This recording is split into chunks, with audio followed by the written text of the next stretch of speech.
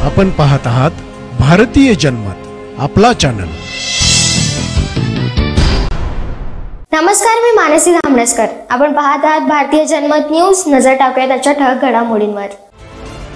भाजप नेते हर्षवर्धन पाटील हे नाराज असल्याचे वृत्त येत आहे। सलग 4 वेळा मंत्रिपद भूषवलेले हर्षवर्धन यांनी विधानसभा निवडणूक लढवण्यावर ठाम असल्याचे स्पष्ट केले। यामुळे महायुतीची कोंडी झाली। सध्या या ठिकाणी अजित पवार गटाचे दत्ता भरणे हे विद्यमान आमदार आहेत। ज्यांचा विद्यमान आमदार त्यांच्याकडे ती जागा हा न्याय जागा वाटपात लावला तर हर्षवर्धन पाटील यांना महायुतीतून संधी मिळणे कठीण आहे। त्यामुळे पाटील यांनी लवकरच निर्णय घेण्याचे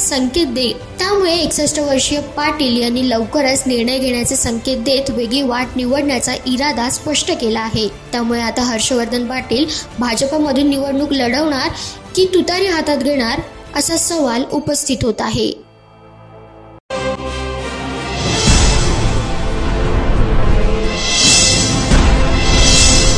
आपण पाहत आहात भारतीय जनमत, आपला चॅनल।